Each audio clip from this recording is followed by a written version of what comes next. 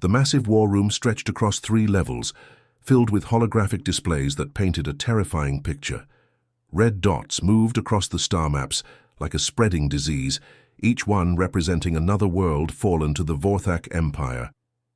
Ambassador Veltar stood motionless at the central console, his crystalline body catching the light from dozens of warning signals that flashed around him. The silence felt heavy, broken only by the soft hum of computers and the distant sound of footsteps on metal floors. Every few minutes another communication would arrive, always carrying the same message. Another fleet destroyed, another planet burning, another million lives lost to the Vorthak war machine.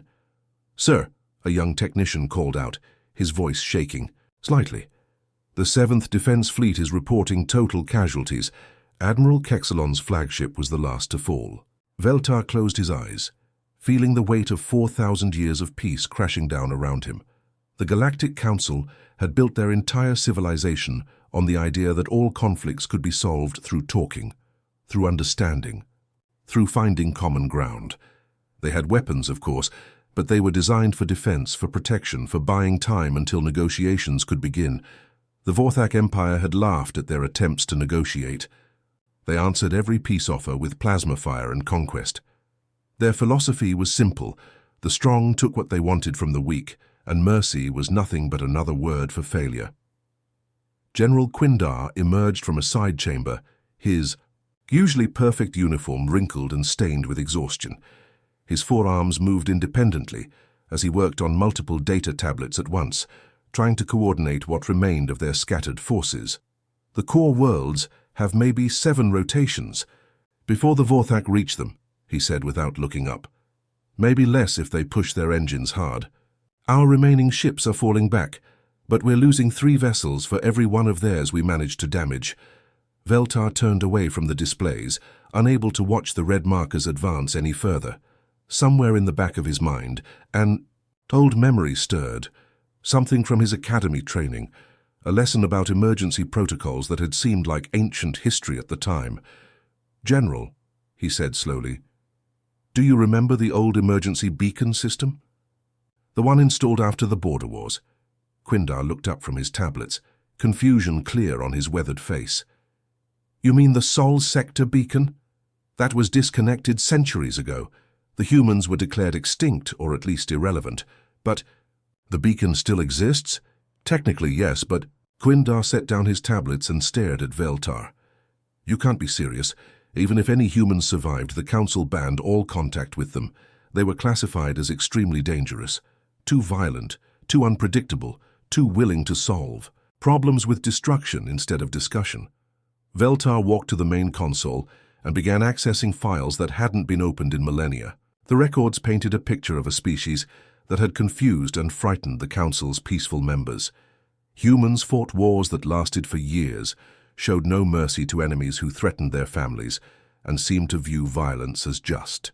Another tool to be used when needed. The border wars had been the final straw. When a territorial dispute arose between humans and the Xelon Federation, the Council had expected negotiations to take months, maybe years. Instead, the humans had ended the conflict in 6 weeks, with tactics so brutal and efficient that several Council species had demanded immediate isolation protocols. "They scared us," Veltar admitted quietly. "We thought they were monsters because they were willing to do things we couldn't imagine. But maybe that's exactly what we need now." Quindar joined him at the console, looking over the old files. "The records say their ships were primitive, their technology basic. Even if they survived, how could they possibly stand against the Vorthak? 4,000 years is a long time, General. If they survived, they've had that entire time to grow, to learn, to become whatever they needed to become." Veltar's fingers moved across the controls, activating systems that had been dormant for centuries. "Besides, what choice do we have? In 7 rotations, the Vorthak will be bombarding our homeworlds. Our children will be slaves or corpses." The emergency beacon powered up slowly, ancient circuits coming to life with reluctant energy. The system was designed to send a message across impossible distances, to reach through space and time, to find help where none should exist. Veltar composed the message carefully, coordinates of the attacking fleets, casualty reports, strategic assessments, and a simple plea for assistance. He added their current defensive positions and the estimated time before complete collapse. "Message ready for transmission," the computer announced in a voice that sounded almost apologetic. "Send it," Veltar ordered. The beacon launched their desperate call into the void, toward a section of space that had been silent for 4 millennia. For 3 days they waited as the Vorthak fleets moved closer and their remaining forces grew smaller. Then on the 4th day, something impossible happened. A response crackled through subspace, spoken in an accent that belonged to history books. "Message received. We remember you. En route." In the war room, every conversation stopped. Every technician froze at their station. The humans had answered their call, and somewhere in the darkness between stars, something that had been waiting for 4,000 years began moving toward the light. The space around Border Station 7 had been empty for as long as anyone could remember.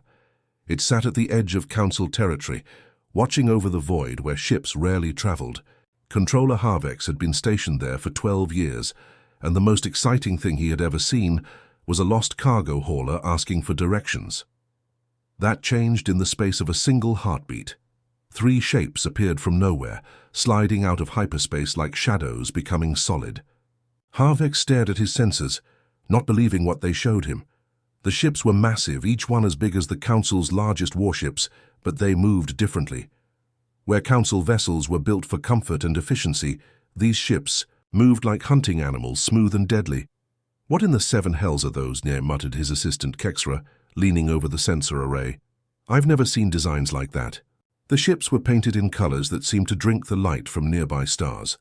Black and deep gray, with lines of silver that looked like scars across their hulls. They had no running lights, no identification markers, nothing that suggested they belonged to any known civilization. Harvex activated the communication system with shaking fingers. "Unknown vessels, this is Border Station 7. Identify yourselves immediately and state your business in Council space." The response came back instantly, clear and strong.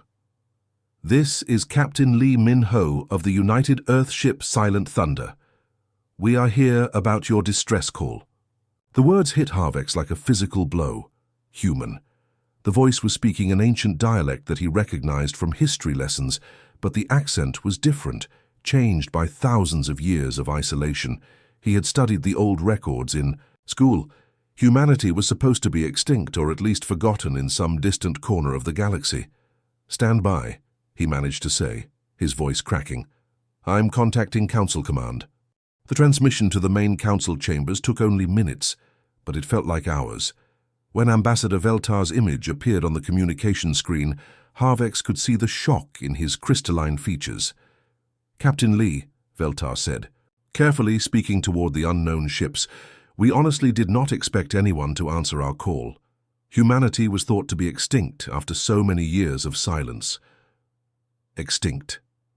The human's voice carried something cold and sharp. "No, Ambassador. We have been waiting. We have been watching your peaceful galaxy tear itself apart while we prepared ourselves for the day you would need us again." The lead ship began moving closer to the border station, and as it approached, Harvex could see details that made his breath catch in his throat. The hull was covered in intricate patterns that looked like they had been carved by master artists, but as he looked closer, he realized they were not decorations. They were technological improvements, additions that had been built into the ship's structure.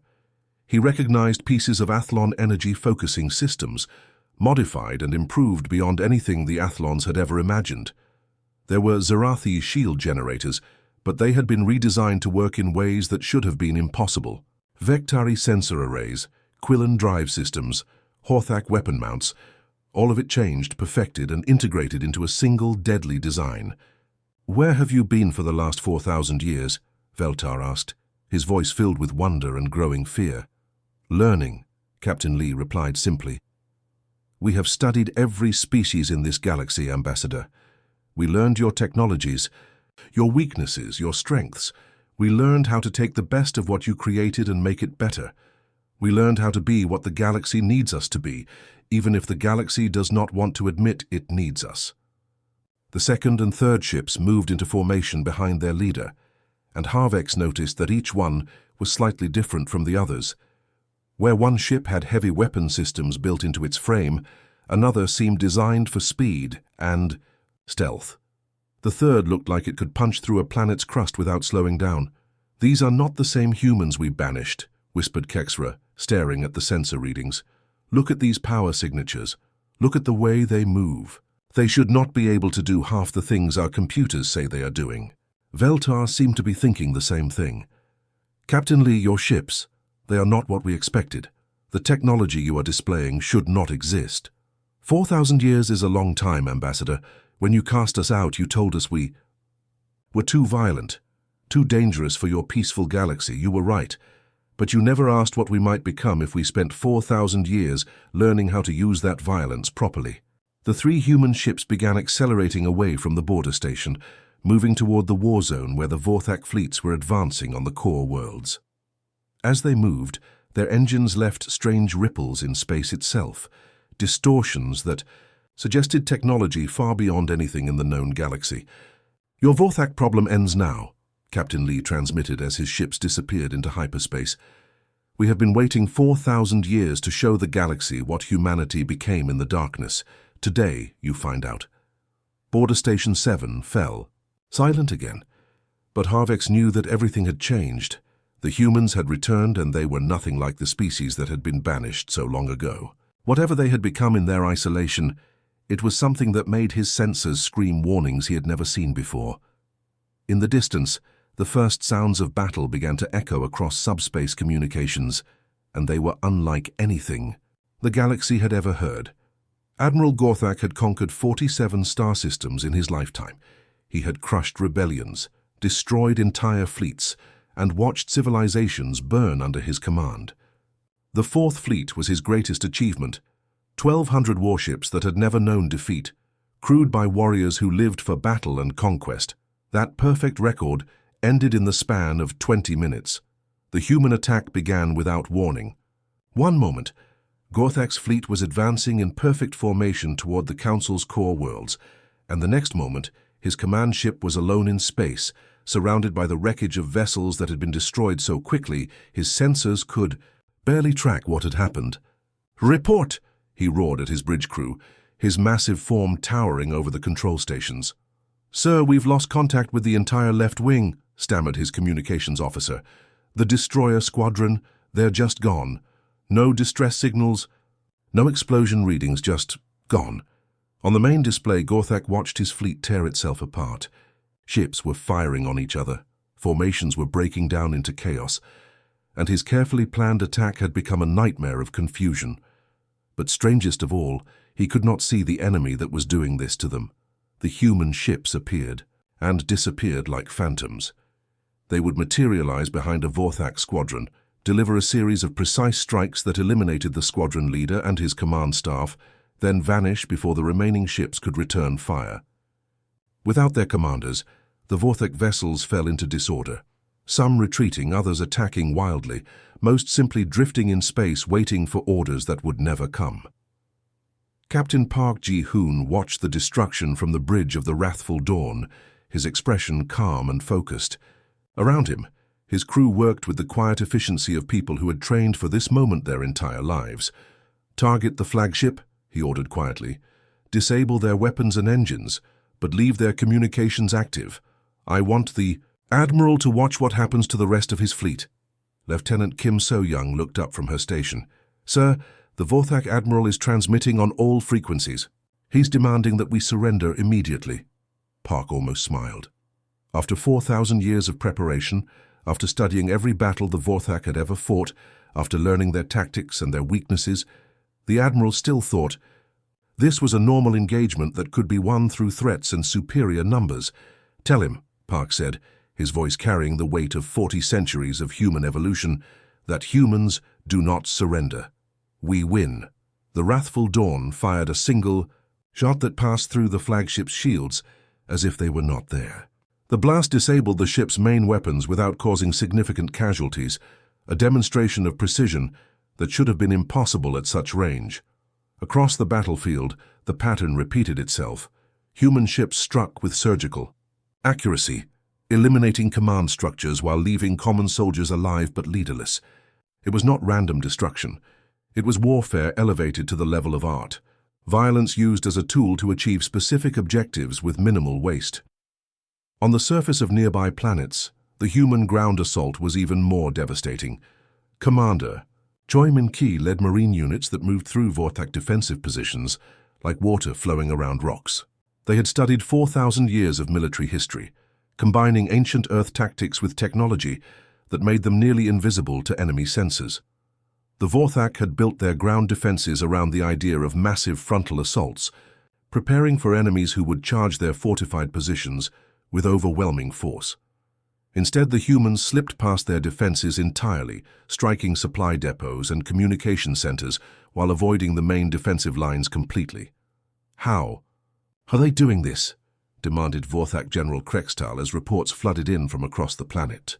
Our satellites show no enemy movement, but our bases are being destroyed one by one. His aide, trembling with fear, pointed to a tactical display that showed the impossible truth. Sir, they are not attacking our strongholds. They are eliminating everything that supports our strongholds. No food, no ammunition, no communications, no reinforcements. Within hours, the Vorthak ground forces found themselves trapped in isolated pockets, cut off from each other and from their command structure. Their massive defensive weapons were useless against an enemy that refused to attack them directly, instead making them irrelevant by destroying everything they needed to function. The human approach was completely alien to Vorthak thinking. Where the Vorthak used overwhelming force to crush their enemies, the humans used precision and patience to make their enemies crush themselves. It was not about destroying every enemy soldier. It was about making enemy soldiers unable to fight effectively. News of the defeats spread through Vorthak space like wildfire. The Fourth Fleet, which had never known defeat, had been neutralized in less than a day. Ground forces that had conquered dozens of worlds were surrendering without firing a shot. The unstoppable Vorthak war machine was grinding to a halt, not because it had been destroyed, but because it had been systematically dismantled by an enemy that understood warfare in ways they had never imagined. Admiral Gorthak sat in his damaged command chair, staring at the tactical displays that showed the complete collapse of his forces. Around him, his bridge crew waited for orders that he could not give, because there were no orders that could fix what had happened to them. In the silence of his defeated flagship, a single thought echoed through his mind. The humans had returned, and they had brought with them 40 centuries of refined destruction that made the Vorthak look like children playing with toys. The mining world of Kepler 442 had never been important to anyone. It was a small, dusty planet on the edge of nowhere, valuable only for the rare metals buried in its rocky core. But as Emperor Vorthak Prime watched his mighty empire crumble around him, this forgotten world had become his final refuge. His massive fortress sat in the center of the planet's largest mining complex, surrounded by defensive walls that had been built to withstand orbital bombardment. Inside those walls, the Emperor had gathered the last of his loyal forces, 10,000 elite warriors who had sworn to die before surrendering. But the Emperor's real protection came from the thousands of Council civilians he had captured during the early days of the war. Families from peaceful worlds, children who had never seen violence, elderly beings whose only crime was living in the wrong place when the Vorthak fleets arrived. They filled the fortress dungeons, packed into cells designed for machinery storage. "Sir," reported General Vextar, the Emperor's most trusted commander, "the human fleet has arrived in orbit. 3 ships, same as before."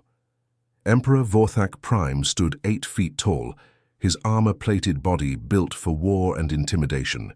He had ruled through fear for over a century, crushing anyone who dared oppose him. But as he looked at the tactical displays showing his collapsed empire, he felt something he had never experienced before: desperation. "Open communications to the human fleet," he ordered. "All frequencies." The transmission began immediately, broadcast to the human ships and recorded for the entire galaxy to hear. "I am Emperor Vorthak Prime, rightful ruler of the Vorthak territories. I hold over 5,000 Council civilians prisoner in this fortress.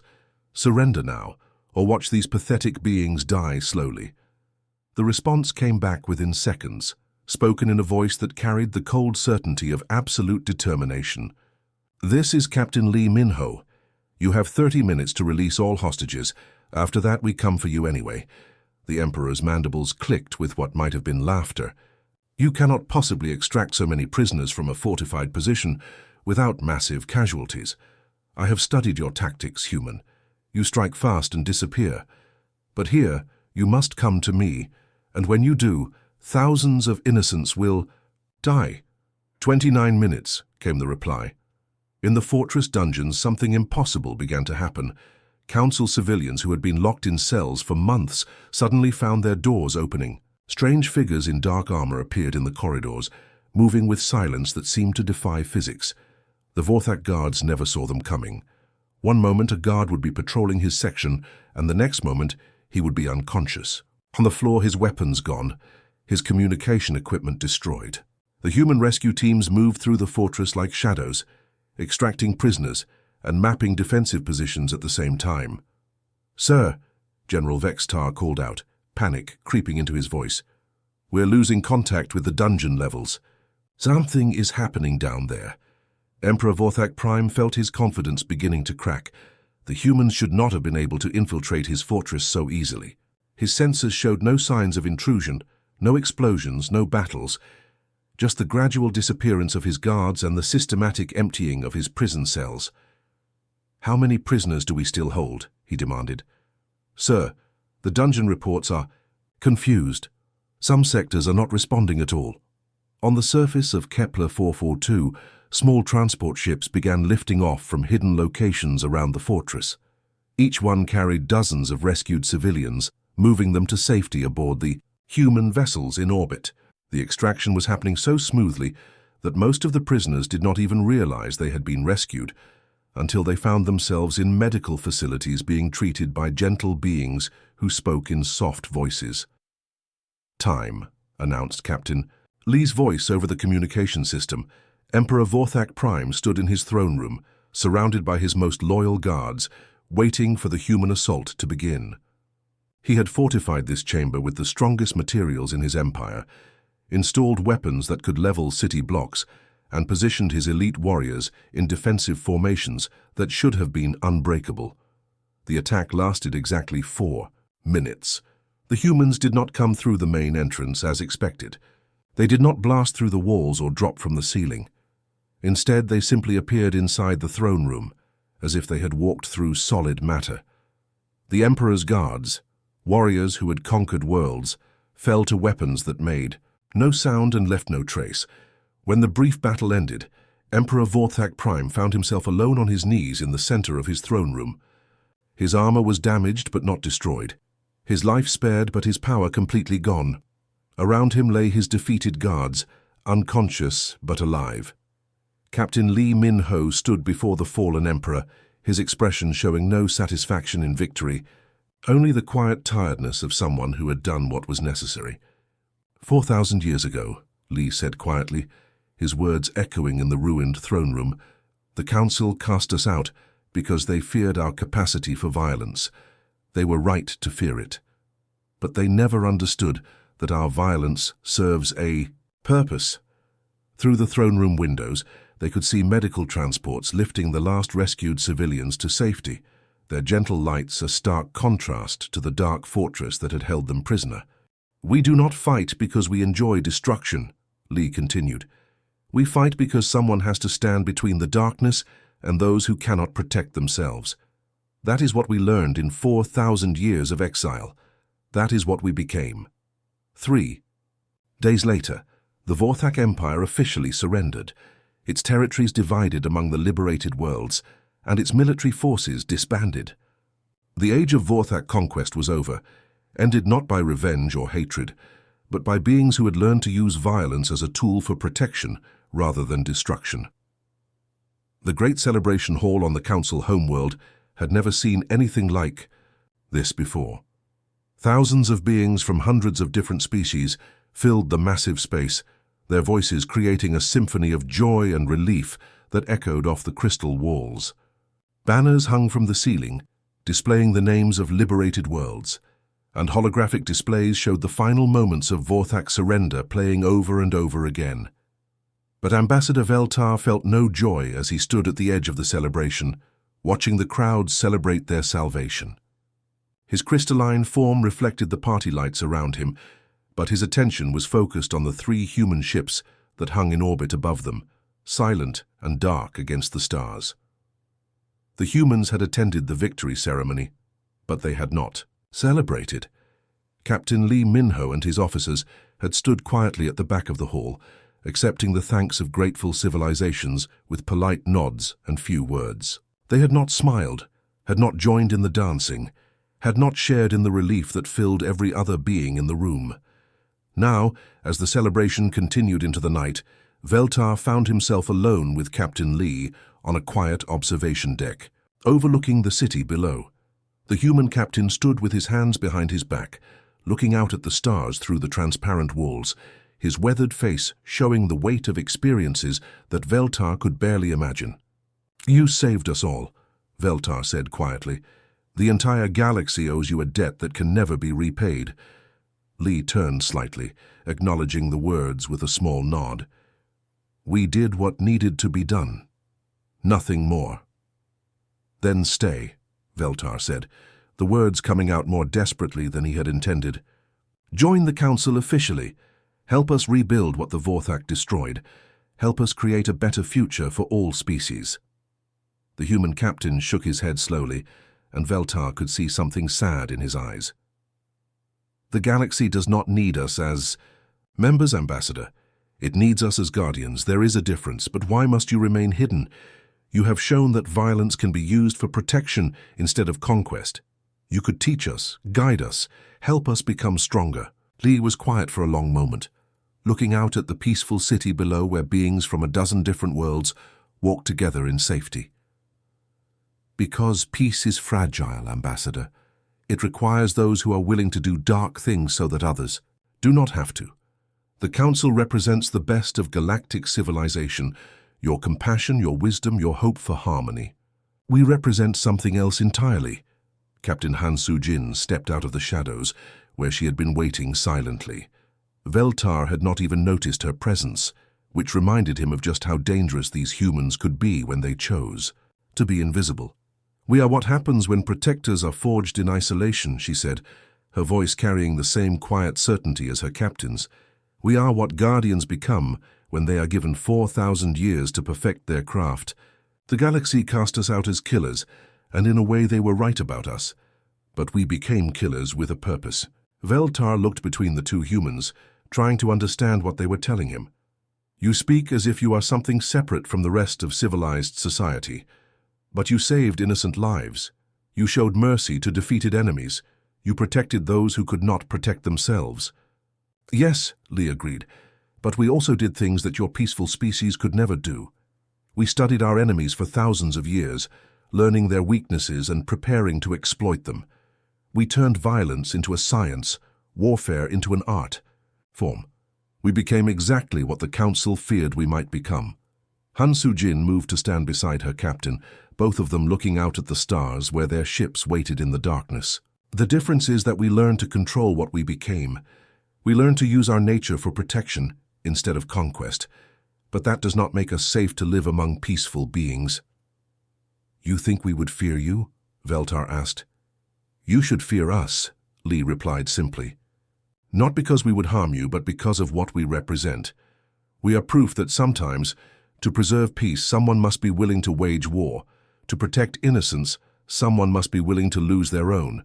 The Council cannot accept that truth and remain what it is."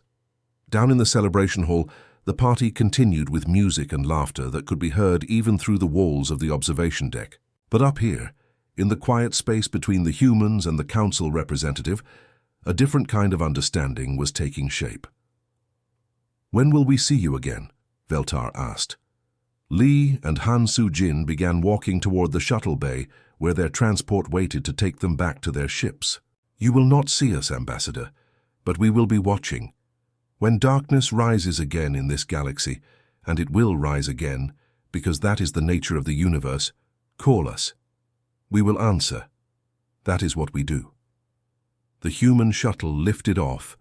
An hour later, carrying the last humans back to their waiting ships, Veltar watched from the observation deck as the 3 vessels powered up their engines, their hulls reflecting the light from the Council homeworld one final time. "We will be watching," came Lee's final transmission as the ships prepared to jump to hyperspace. "When you need guardians more than you need members, when you need protectors more than you need friends, send out the call. We will answer, because that is what we became in 4,000 years of darkness." The ships vanished into hyperspace, leaving behind empty space and a galaxy that had been forever changed. The Council never saw them again, but everyone knew the humans were out there somewhere in the void between stars, watching and waiting.